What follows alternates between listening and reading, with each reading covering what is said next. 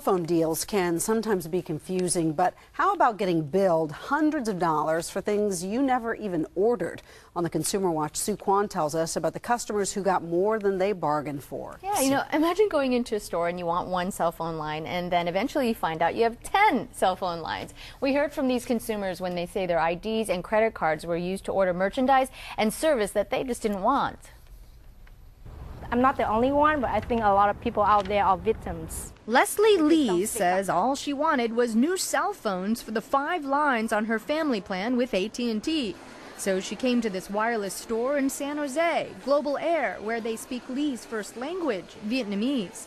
However, the store could not get the phone she wanted, so she canceled the contract. These are the 2 bills from AT&T. But then came the bills. First for a brand new AT&T account with 4 phone lines. Then another new account with 5 more lines. Add that to the 5 lines she already had. So together, the 14 lines. 14 phone lines. She also got this, a collection notice from another company for equipment. We never opened an account. We never received any equipment. Lee calls it fraud, saying Global Air used her credit card without permission. My dad went into Global Air Communications to open 3 lines. Caitlin's family is also upset. She and her boyfriend asked to hide their faces. She says her father ordered 3 phone lines from this Global Air store, but ended up with 5 lines, along with a Global Air contract in English, which he couldn't understand. And Global Air Communications suggested that he first open an account with T-Mobile and then later cancel it and switch over to AT&T. Which caused T-Mobile to charge her dad early termination fees for each line, nearly $1,000. Several people contacted CBS 5 with similar stories, accusing Global Air of changing carriers, opening extra lines, or ordering new phones without their permission, sticking customers with the bills. And when they complained, they say Global Air gave them the runaround. I feel that Global Air Communications is taking advantage of the Vietnamese community.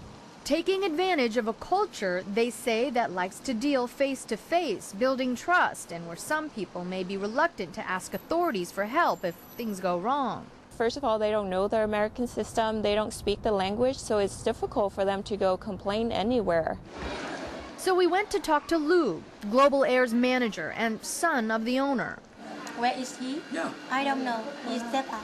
Lou wasn't in, said the woman behind the counter, and she did not have his cell phone number.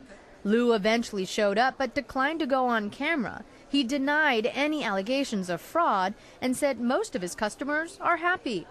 With over 1,000 new phone activations every month, said Lou, there's bound to be a few errors or misunderstandings. Global Air Communications puts the burden on Caitlin's father entirely. They're not willing to help at all. But after CBS 5 spoke to Lou, Global Air agreed to pay T-Mobile $600 to settle early termination fees against Caitlin's father.